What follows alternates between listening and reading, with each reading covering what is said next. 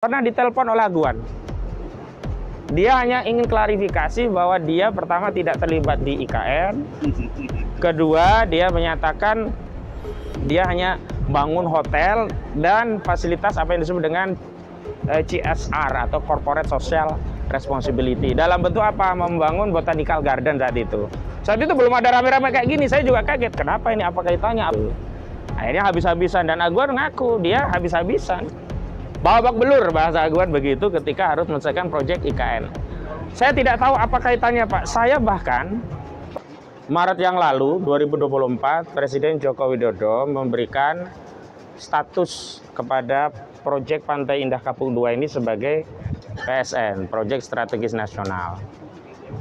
Dan status ini oleh Aguan dalam laporan Tempo kan dibantah sebagai hadiah dari Jokowi kepada Aguan dengan alasan bahwa Pantai Indah Kapuk itu sudah mulai sejak 2012, sementara PSN kan 2024.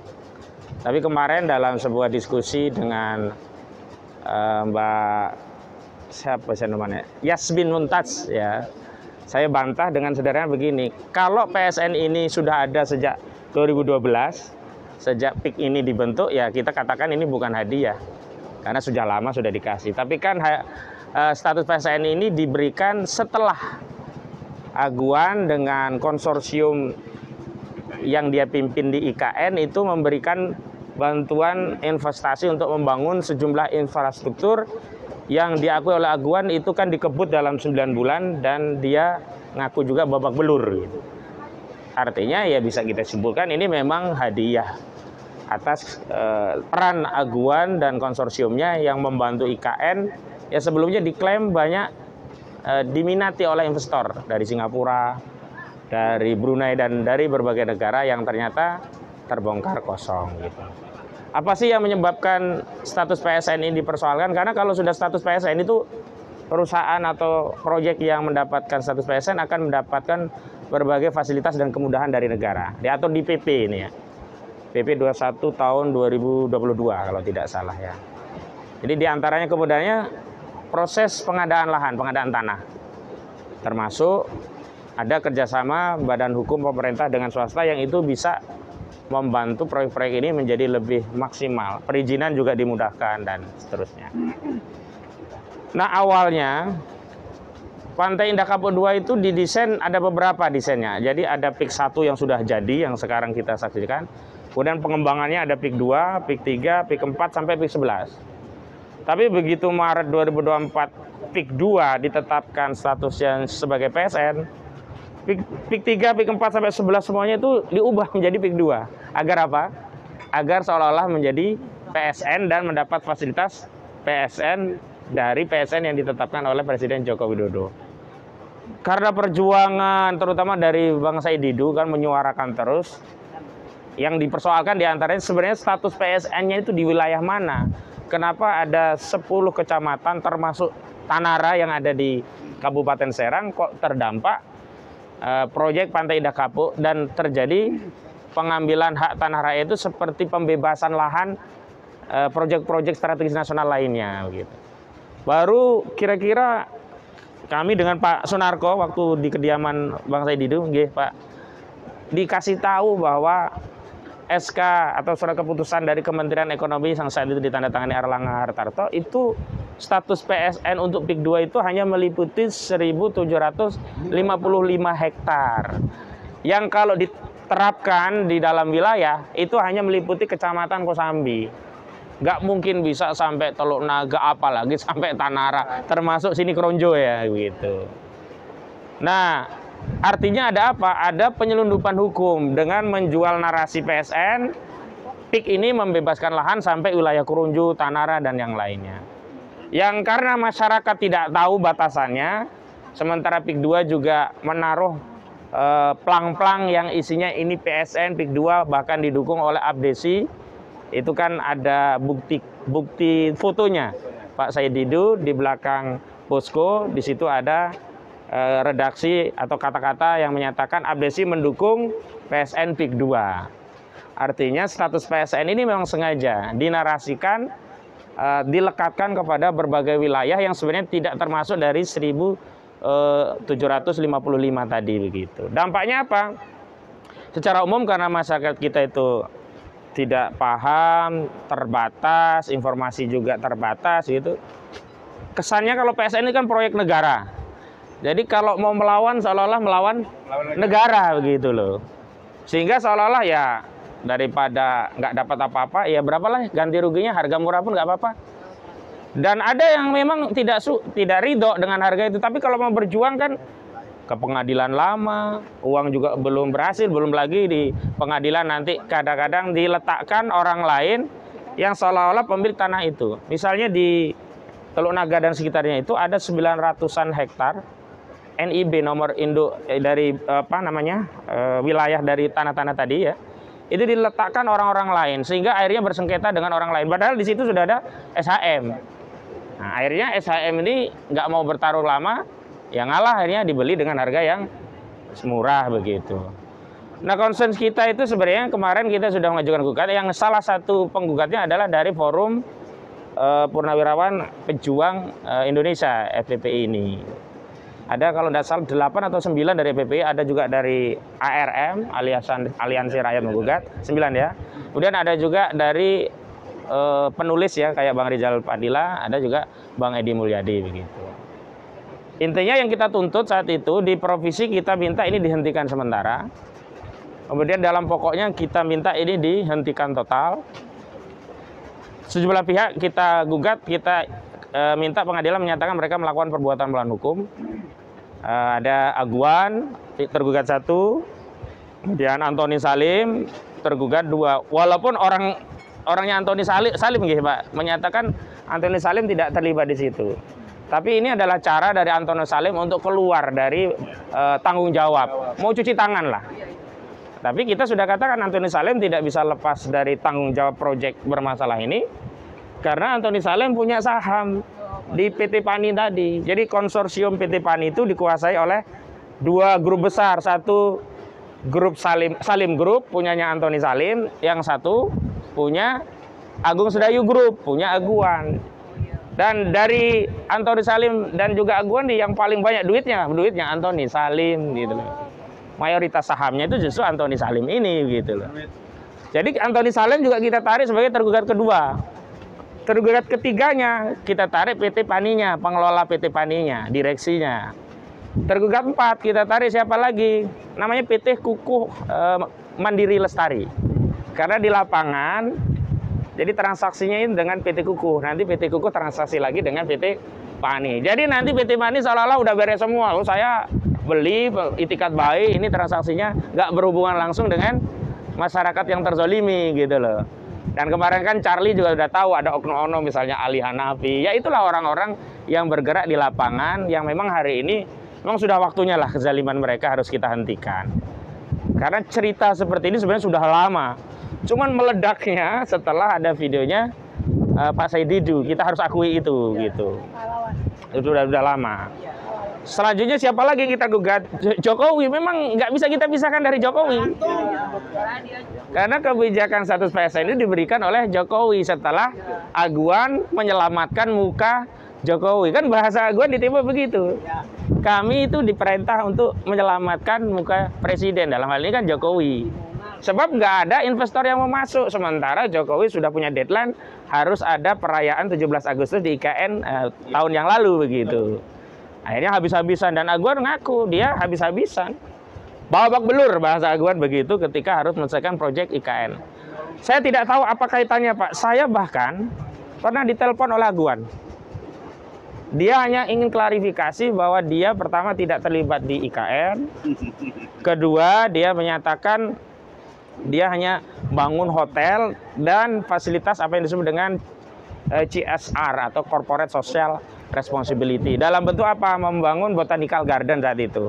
Saat itu belum ada rame-rame kayak gini. Saya juga kaget. Kenapa ini? Apa kaitannya? Apa terkait tulisan-tulisan saya? Saya kan sering menulis, mengkritik IKN dan seterusnya. Mungkin biar gak nyenggol dia. Atau ini terkait penanganan kasus. Karena Aguan ini ada perkara juga dengan klien saya. Namanya Supardi Kendi Budiarjo. Yang tanahnya jelas-jelas dirampas dan menjadi bukit perumahan golf like residence gitu loh. Itu sudah jelas itu 1 hektar di Jakarta. Nah, modusnya juga sama, yang suruh transaksi di bawah itu adalah namanya PT BMJ. Baru yang beli Sedayu Sejahtera Abadi. Nah, Sedayu Sejahtera Abadi ini kuasa hukumnya Haris Azhar. Yang kemarin waktu diskusi harusnya ketemu saya, tapi katanya nggak jadi datang, nggak tahu lah saya. Haris Azhar nggak tahu datang gitu. Nah, itu yang ingin saya jelaskan. Lalu siapa yang kita gugat lagi? Airlangga Hartarto. Karena saat itu dia selaku pejabat Menko Ekonomi yang mengeluarkan surat status PSN ini untuk PIK 2. Sebenarnya sih bukan hanya PIK 2, juga BSD sebenarnya. Cuman kalau BSD wilayahnya itu jelas, hanya di wilayah itu, tidak meluas, sehingga dia akan dapat fasilitas hanya di wilayah yang mereka sudah punya SIPPT, surat izin penggunaan tanahnya dan sudah jalan. Tapi kenapa kita ke Aguan ini lebih keras? Karena penggunaan status PSN itu melebar kemana-mana begitu.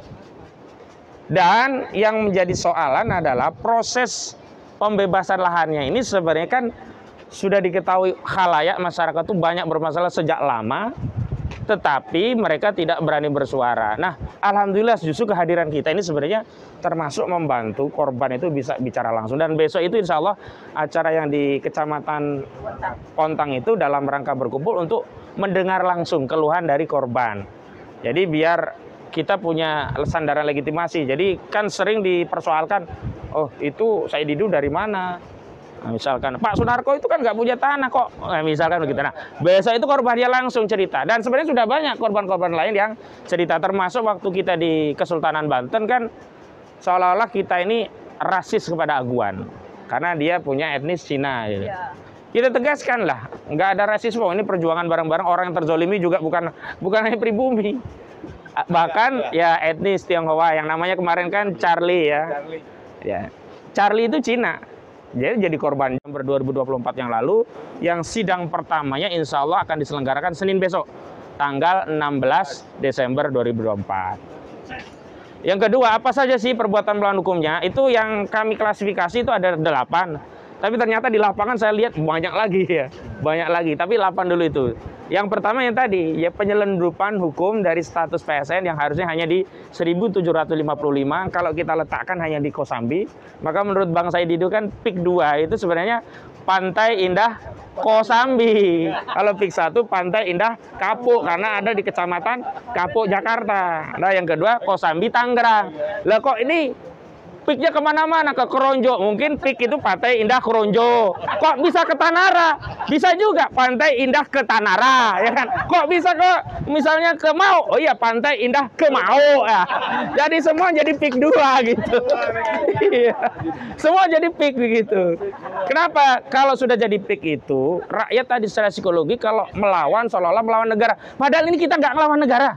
Kita melawan oligarki properti yang rakus. Nggak ada kita ngelawan negara. Nggak kita gugat presiden di perkara kita. Nggak kita gugat kementerian di perkara kita. Yang kita gugat Jokowinya, Airlangganya. Memang kita tarik Kementerian Keuangan sebagai turut tergugat. Hanya sebagai apa? Bendahara negara. Kalau nanti berhasil 612 triliun bayar negara lewat Kementerian Keuangan. Jadi nggak ada motif duit di kita.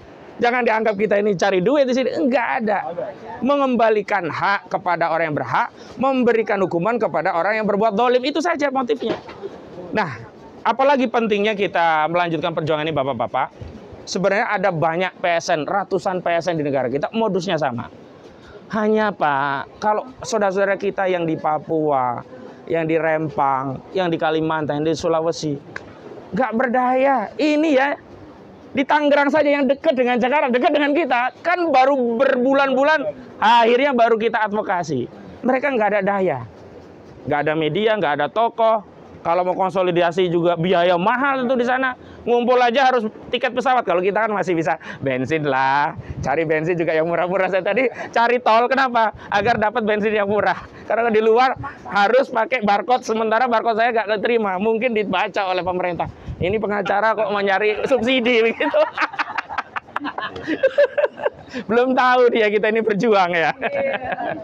Nah, jadi dampak yang kita inginkan adalah bukan hanya memberikan perlindungan kepada warga Banten yang saat ini terdampak proyek 2, tapi ini kita harapkan memantik ya pergerakan di wilayah lain dan memberi perlindungan di wilayah lain. Akan kita kirim pesan kepada oligarki itu, lu jangan macam-macam, sebab PSN lainnya juga kalau masyarakat bangkit, kalian akan kesulitan. Nah, saya menduga kuat hari ini mereka sedang konsolidasi, terus berkonsolidasi. Kenapa? Ketika kita membela PSN yang terjadi di PIK 2, kita juga punya narasi membela rakyat kita yang ada di seluruh wilayah yang terdampak PSN. Mereka pun begitu, ketika ada perlawanan terhadap aguan, pasti oligarki lainnya berkonsolidasi karena mereka takut mereka juga akan mendapat perlawanan dari rakyat yang kalau rakyat melawan, amsyong mereka itu rugi besar mereka. Jadi jangan dinarasikan kita takut sama naga. Kita kasih garam, naga itu takut lari gitu loh. Cacing atau naga ini. Jadi jangan ya, orang yang benar, yang terzolimi malah takut kepada orang yang salah, yang berbuat dolim. Kita balik. Harusnya nggak bisa tidur itu orang-orang yang dolim, orang-orang yang ngerampas tanah, orang-orang yang berbuat salah, orang-orang yang menindas. Kita balik. Cuman memang ada biaya untuk membalik keadaan ini. Di antaranya apa? Konsolidasi terus kita. Nah, saya mau kabarkan, alhamdulillah, kira-kira 3 atau 4 hari yang lalu kita sudah silaturahmi ke Banten. Ketemu Sultan Banten, juga kiai karismatik di Banten ya. Ya, Fadul Adim, Kiai Haji Fadul Adim, ya bagus Fadul Adim. Nah, apa yang saya bawa ke beliau-beliau? Kita sedang mengembalikan perjuangan PIK 2 ini kepada pemiliknya. Siapa pemilik wilayah Banten? Banten adalah milik wilayah Kesultanan Banten. Siapa yang lebih berhak bahkan berkewajiban untuk membela rakyat Banten? Ya tokoh-tokoh Banten. Makanya kita ajak mereka, kita sadarkan. Dan Masya Allah kemarin tuh kita masuk itu ada tulisan Banten bukan Singapura dan tidak akan pernah menjadi Singapura. Itu pesan yang luar biasa. Kenapa? Coba kalau panjenengan yang sudah pernah masuk ke PIK, itu kita seperti berada di negara lain itu.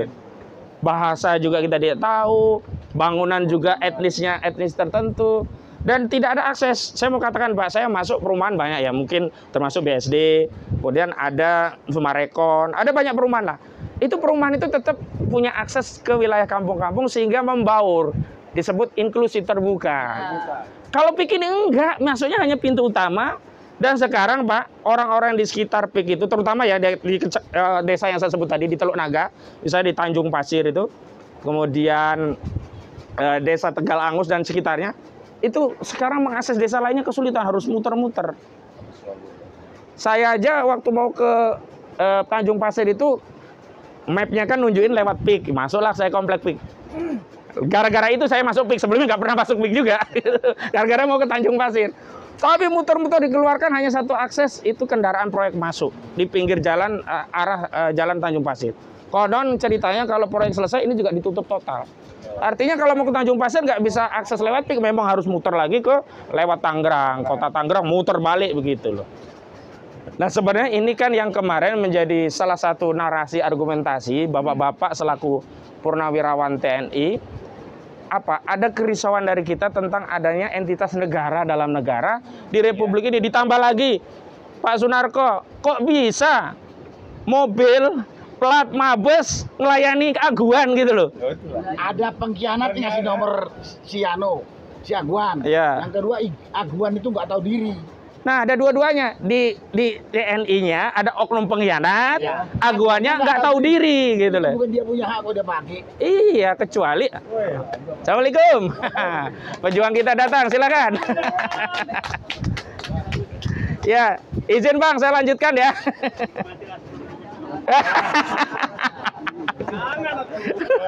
Kita makan dulu nih habis ini. Iya. Jadi, ya. Atau kita geser, nah, biar beliau geser. Ya.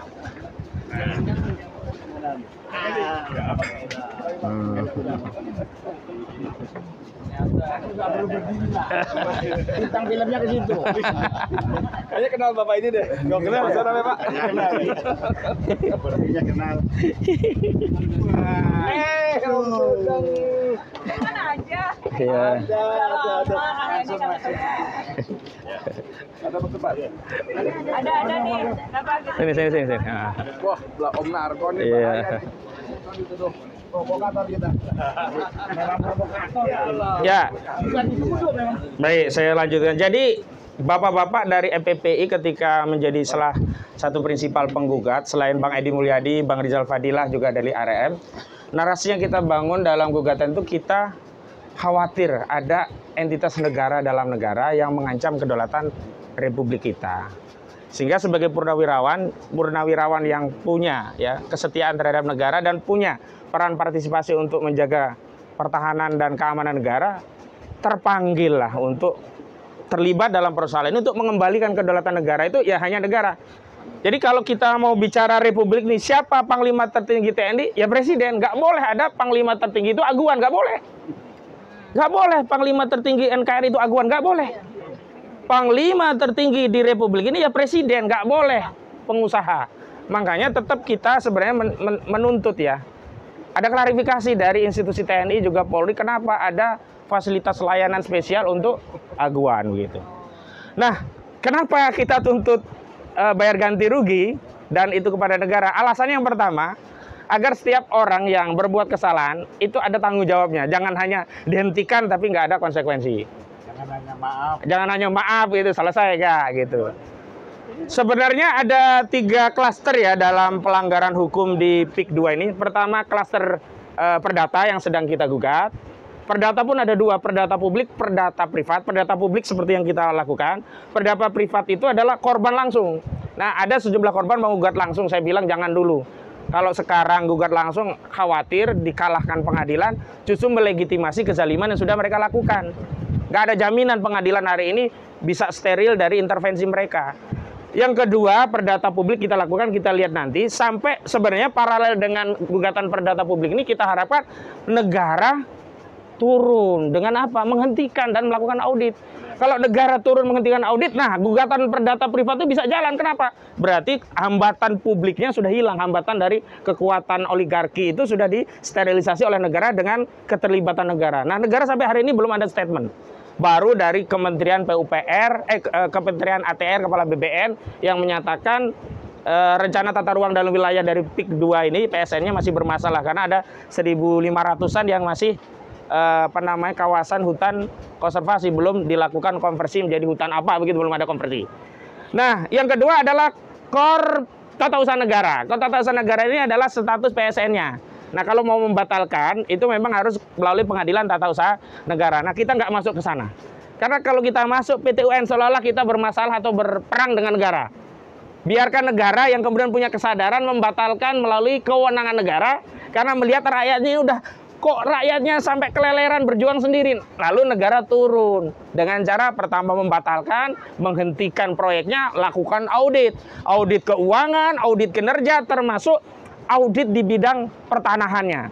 Nah, disitulah nanti semua cecunguk-cecunguk yang terlibat dalam proses ini akan kebuka perannya apa. Ada yang jadi calo, ada yang tukang bohong, ada yang tukang intimidasi, ada yang ngiming-ngiming duit ya. Kan kadang-kadang nggak bisa diintimidasi, begitu ada duit selesai juga bisa begitu dan seterusnya. Dan ada KOR pidana. Nah, KOR pidana ini memang harus lewat lembaga penegak hukum, institusi kepolisian atau kejaksaan. Tapi kalau negara belum berpihak kepada rakyat, kita misalkan membuat laporan polisi, saya menduga kuat akan diabaikan oleh kepolisian. Jadi LP kita akan ditolak. Paling banter jadi Dumas atau pengaduan masyarakat. Kalau pengaduan masyarakat ya kurang lebih seperti laporan kemarin di Barreskrim itu. Jadi hanya diterima tapi tidak ada follow up atau tidak ada tindak lanjut. Dan terakhir, karena sudah datang juga Bang Saidido juga dengan Bang Edi Mulyadi, terakhir dari saya adalah yang paling penting itu adalah menjaga soliditas dari para pihak dan juga masyarakat agar membersamai kasus kita. Saya lihat Pak di sosial media, kasus ini udah bukan sedikit berbalik menurut saya. Berbalik, dukungan itu justru kepada korban PIK sekarang ini. Kenapa? Karena masyarakat yang punya nurani termasuk para korban ini sekarang semua sudah berani bicara. Di sosial media, di berbagai... Yang belum balik kecuali si Yoris. Oh iya. Kalau Yoris begini Pak, mungkin nanti akan kita persoalkan ketika kita kunjungan DPD. Jadi saya ngirim audiensi ke DPD RI, sudah dapat konfirmasi dari pihak DPD melalui orang saya. Katanya selesai reses kan sampai 14 Januari DPD. Kira-kira tanggal 16 atau 17 Januari kita diterima. Nah, nanti kita siap untuk datang ke sana untuk mempersoalkan Yoris juga. Apa fungsi dia di DPD? Kok di lapangan justru belain oligarki properti? Dia itu perwakilan daerah atau perwakilan aguan gitu kan? Iya, kita harus pertanyakan. Ya, Dewan Perwakilan Daerah atau Dewan Perwakilan bukan agung ya, Dewan Perwakilan aguan gitu.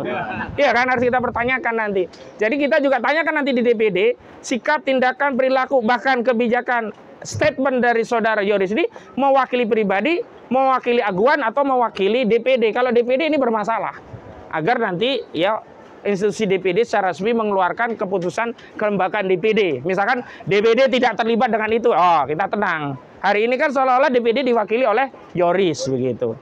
Nah, untuk DPR RI saya baru kirim minta ke Komisi 2 melalui Habibur Rahman, orang saya yang menghubungi Habibur Rahman baru meminta proses prosedurnya diproses. Jadi kalau DPD itu saya lewat Pak Tamsil. Lewat Pak Tamsil melalui Bang Daeng Wahidin. Kira-kira tanggal 16 mereka. Kalau Habibur Rahman saya lewat Bang Novel, Novel Pak Bukmin. Diminta untuk proses masuk. Nah, proses sudah masuk. Tanggapan lebih lanjut, dugaan saya juga menunggu setelah reses karena sekarang ini DPD dan DPR RI sedang reses sampai tadi 14 Januari 2024. Jadi itu saja yang bisa saya sampaikan. Mudah-mudahan ini bagian dari ikhtiar kita, niat kita untuk bisa menolong saudara kita, karena memang kita diperintahkan oleh agama kita ketika ada kedoliman itu kita diminta untuk menolong, bukan hanya yang didolimi, bahkan yang mendolimi. Nabi SAW bersabda, unsur akhaka dzaliman au madluman, tolonglah saudaramu baik yang terzolimi atau yang berbuat zalim. Para sahabat bertanya, ya Rasulullah, kalau aku diperintahkan untuk menolong orang yang terzalimi, masuk akal ya? Ya, saya paham lah ya Rasul. Tapi bagaimana caranya saya menolong orang yang berbuat dolim?